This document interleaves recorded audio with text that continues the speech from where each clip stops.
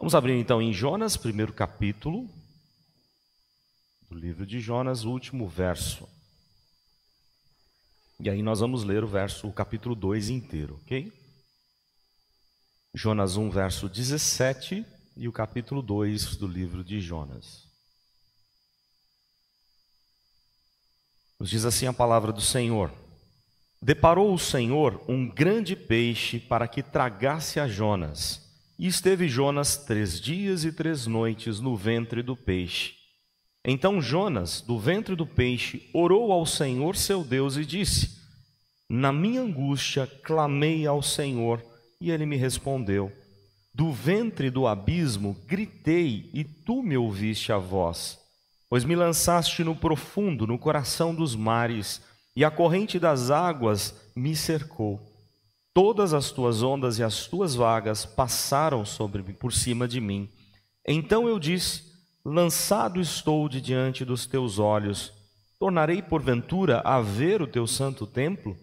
As águas me cercaram até a alma, o abismo me rodeou, e as algas se enrolaram na minha cabeça.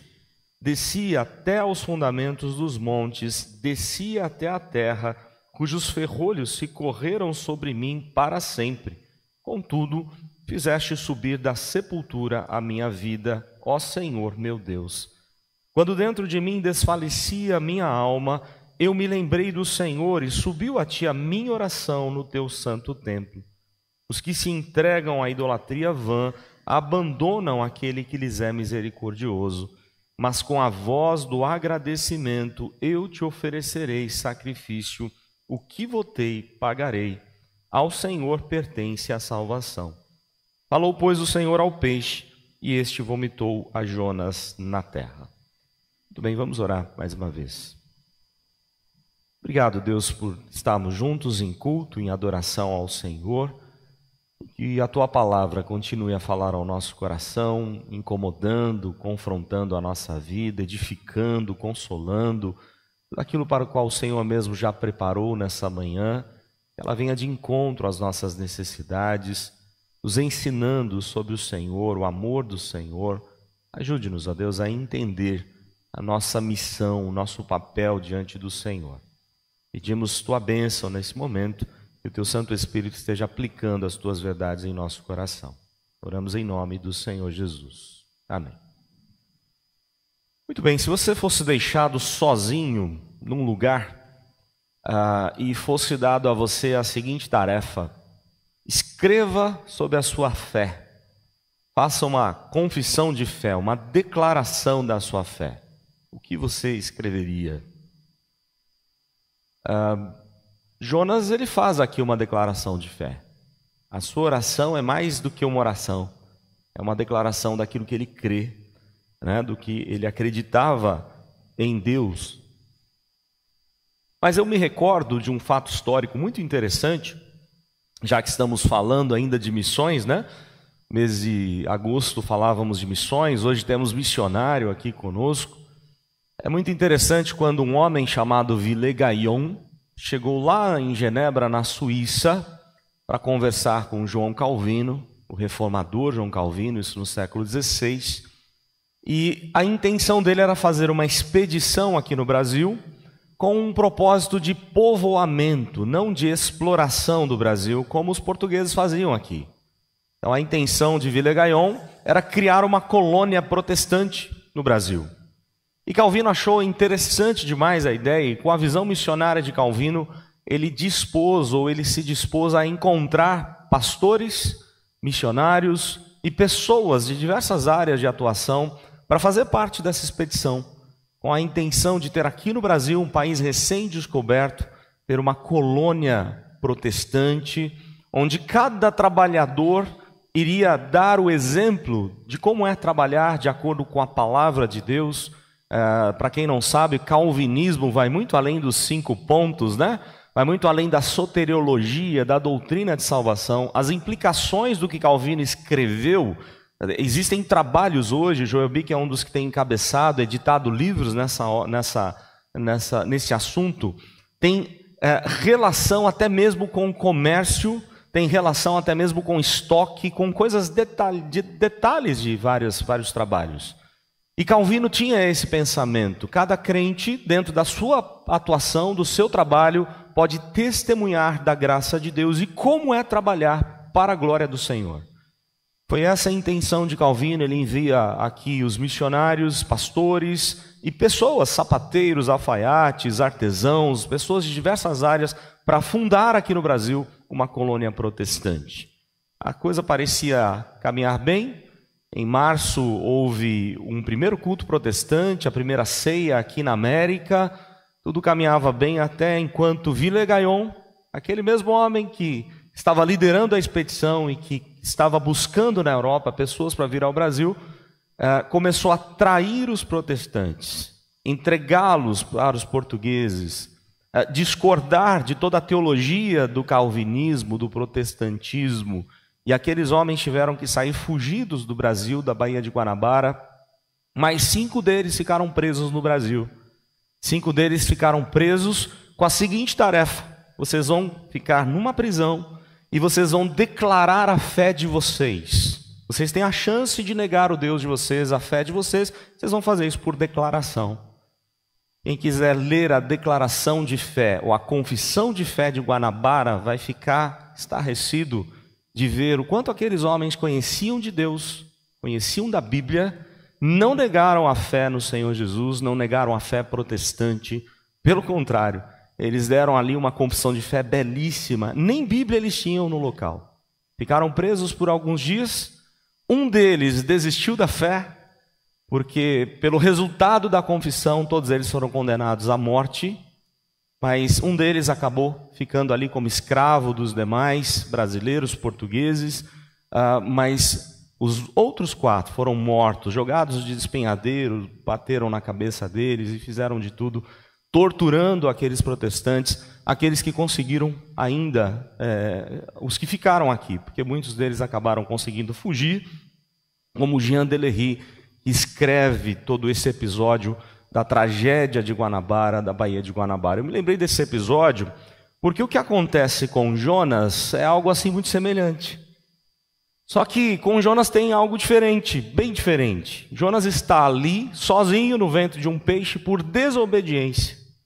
O contrário daqueles protestantes da Baía de Guanabara. Aqueles não, por amor a Cristo, por obediência à palavra, eles tiveram que ficar sozinhos e declarar a fé deles ali, naquele momento. Jonas não, por desobediência, ele estava ali, no ventre do peixe, solitário, mas Deus estava com ele no mais profundo abismo. É interessante notar na história de Jonas como Jonas vai descendo cada vez mais, né? Ele desce para o porto de Jope, ele desce para o porão do navio, agora ele desce para o peixe. E eu lembro como Robert Palmerson, ele diz assim, que nós caímos por nós mesmos, parece que nós tropeçamos no cadarço dos nossos sapatos, é o que Palmer Robertson fala.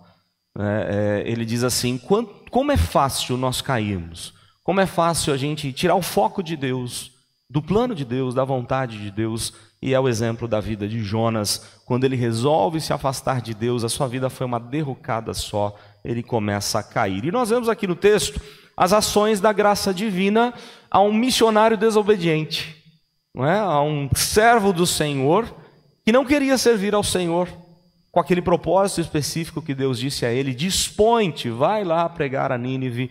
Ele se recusa, ele foge da presença de Deus, mas ainda assim nós vemos a graça divina alcançando Jonas, trabalhando na vida de Jonas, e nós vemos no texto ações da graça divina.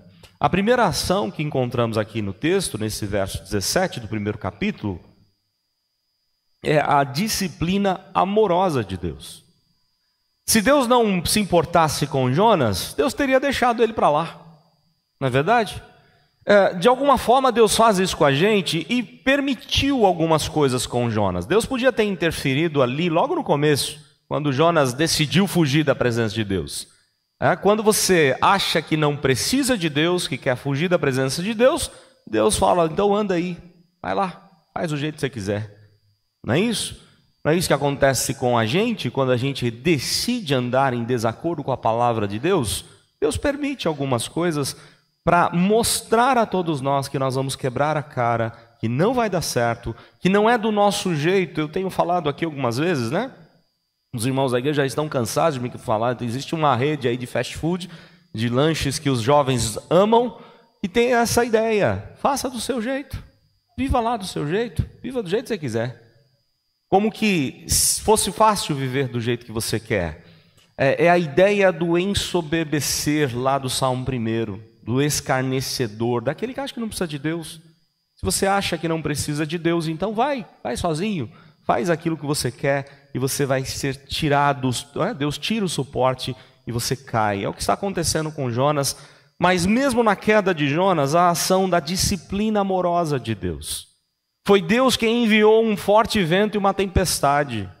A viagem que parecia ir tranquilamente lá para Tarsis, para a região da Espanha. Imaginem quais lugares belíssimos que ele veria ali na região da Itália, na região da Espanha. Faria um turismo, quem sabe passando pelas ilhas gregas. Ele ia passear pela Europa. Mas de repente vem uma tremenda de uma tempestade, porque ele estava em desobediência e Deus queria tratar do coração de Jonas. É Deus quem está agindo. Aliás, é muito interessante isso, né? Para quem sabe e conhece a língua portuguesa, o sujeito da ação não é Jonas nem o peixe. O sujeito do texto não é Jonas nem o peixe. É o que muitas vezes nós aprendemos na escola dominical com crianças, a ênfase no grande peixe, né? Não se sabe se era uma baleia, que tipo de peixe era esse. O texto não fala que é a baleia, e sim um grande peixe, mas não é Jonas o sujeito aqui do texto, e muito menos o peixe. A ênfase toda recai sobre Deus. É Deus quem está agindo, é Deus quem está no controle de toda a situação. E o texto é muito claro no verso 17. Deparou o Senhor um grande peixe. Naquele imenso mar, na profundidade, naquela tremenda tempestade que Deus mesmo criou, Deus seleciona aquele peixe. Aliás, o texto mostra que Deus havia preparado exatamente aquele peixe. Para quê? Para tragar a Jonas, para engolir a Jonas sem que ele se ferisse, né? Sem que ele fosse mastigado por esse peixe. Deus então prepara o peixe para que tragasse a Jonas, e esteve Jonas 3 dias e 3 noites no ventre do peixe. Nós vemos aqui, em primeiro lugar, a disciplina amorosa de Deus. Deus se importa com aqueles que são seus. Talvez você pense assim: poxa, mas o incrédulo faz tanta coisa errada e dá tudo certo na vida dele, né? Não é verdade? Aquele que não ama a Deus, ele vive de maneira torta e parece que dá tudo certo. E nós que tentamos viver de acordo com a vontade de Deus, não é isso que Paulo vai dizer? Todos aqueles que querem viver piedosamente serão perseguidos. Mas dê graças ao Senhor quando as coisas dão errado na sua vida, se for disciplina de Deus.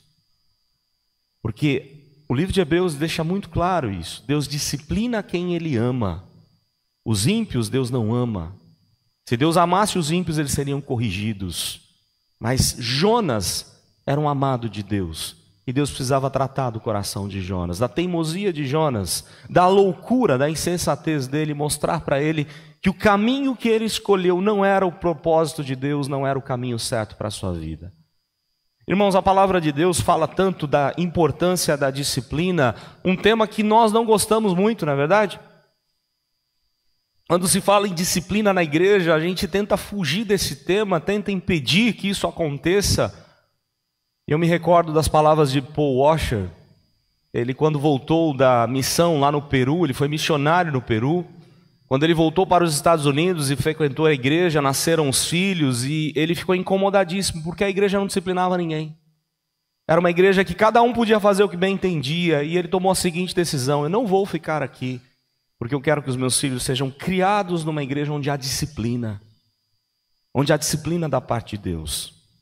Então Paul Washer resolveu ir para uma outra denominação lá nos Estados Unidos, porque ele entendia aquilo que a palavra de Deus mostra: Deus disciplina quem Ele ama. Deus está disciplinando Jonas, Deus está corrigindo Jonas porque ama ou amava Jonas e tinha um propósito para a vida dele. A disciplina sempre tem o lado bom, positivo, sempre visa o nosso benefício, o nosso arrependimento, a nossa confissão de fé. Tirar a gente da nossa loucura quando nós estamos em pecado.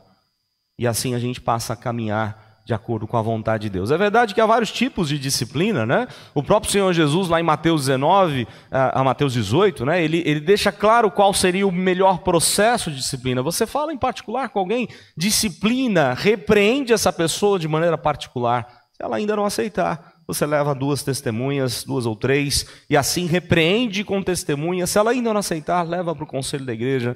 E se ainda não aceitar, ela é excluída, né, do rol de membros da igreja. Tudo aquilo que nós ligarmos na terra será ligado no céu. É a própria palavra do Senhor com relação à disciplina na igreja. E dentro do nosso sistema é algo assim muito interessante, né? Porque o conselho tem algumas formas de disciplinar um membro. No presbiterianismo, ele pode chamar o membro para o conselho, para dar uma exortação, para exortá-lo, sem que haja registro algum em ata. Dependendo da situação, ele registra essa disciplina em ata, para que fique nos anais da história da igreja.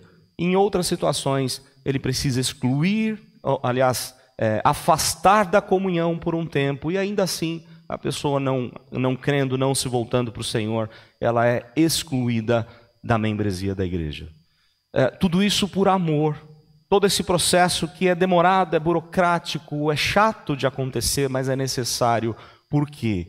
Porque Deus faz assim com a gente. Deus é um pai que disciplina aquele a quem Ele ama. E o texto mostra isso. Deus é quem está agindo, Deus é quem está tratando de Jonas, Deus é quem está levando ele a tomar consciência da loucura que ele fez e de que ele precisava retornar para o caminho do Senhor.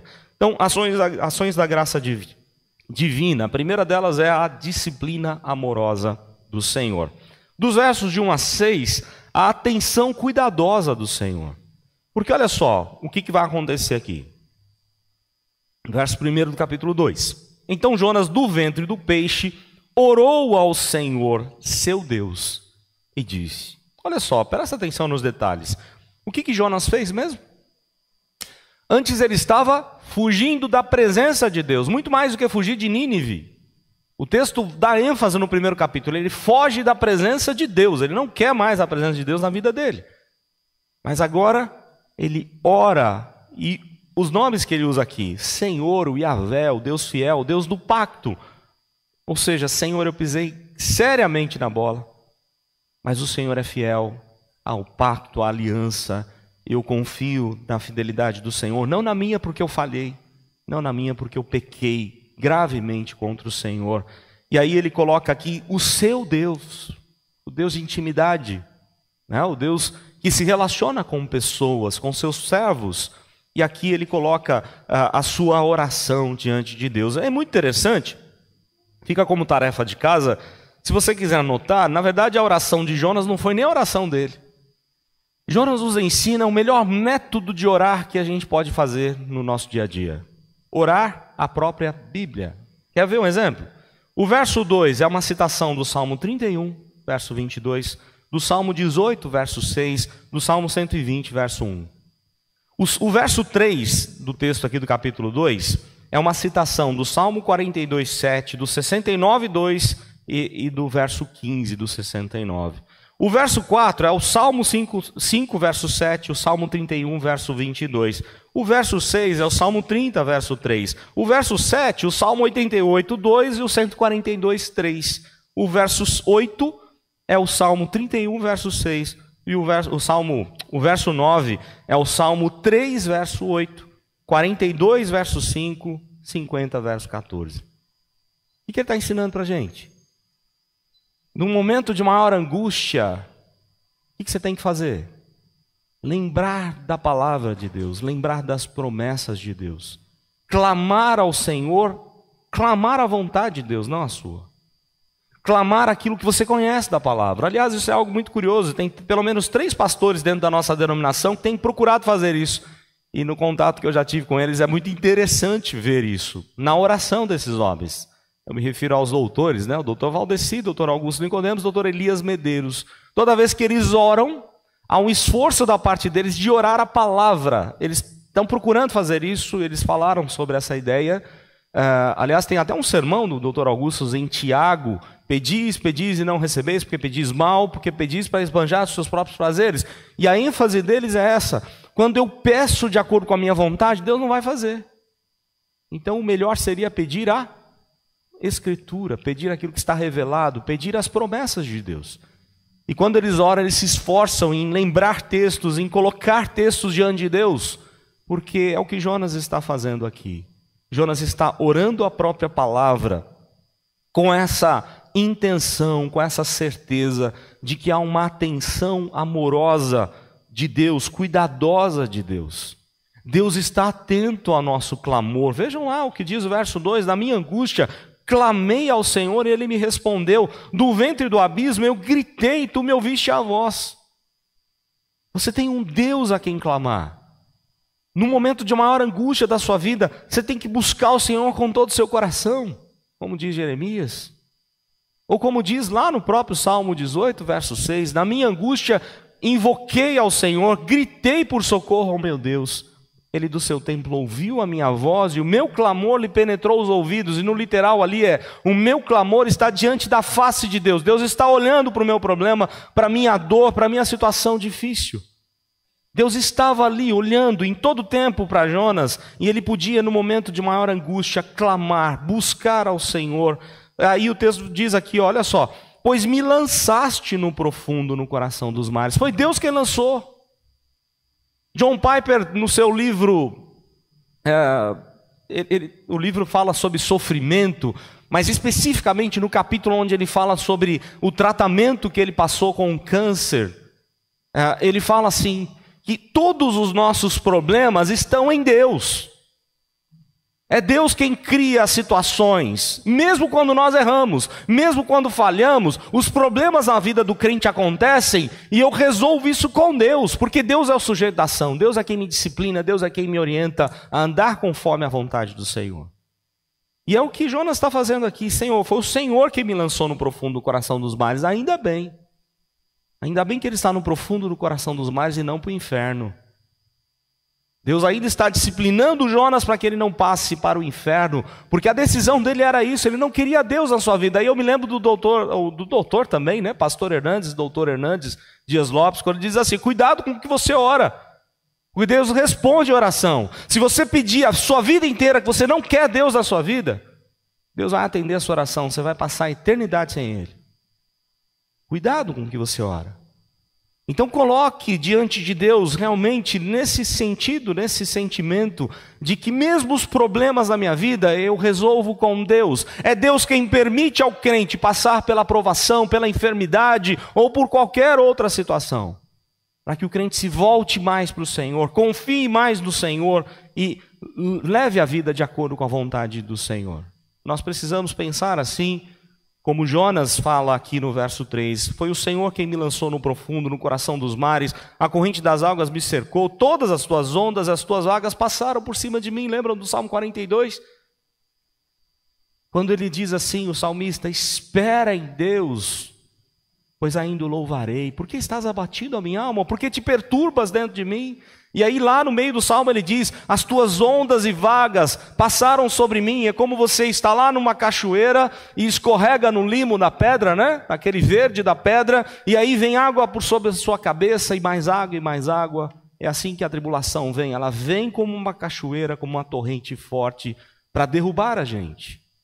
É assim que se sentia Jonas, mas ele diz assim: Deus é quem está fazendo, e eu vou buscar ao Senhor. É o que ele está agindo aqui. Verso 4, então disse: lançado estou de diante dos teus olhos, tornarei porventura a ver o teu santo templo.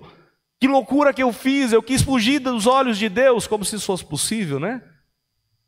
Será que eu vou retornar, Senhor, ao teu santo templo, à comunhão dos irmãos, à igreja do Senhor? As águas me cercaram até a alma, o abismo me rodeou, as águas se enrolaram na minha cabeça. Você imagina, 3 dias no ventre do peixe, o que ele não enfrentou ali?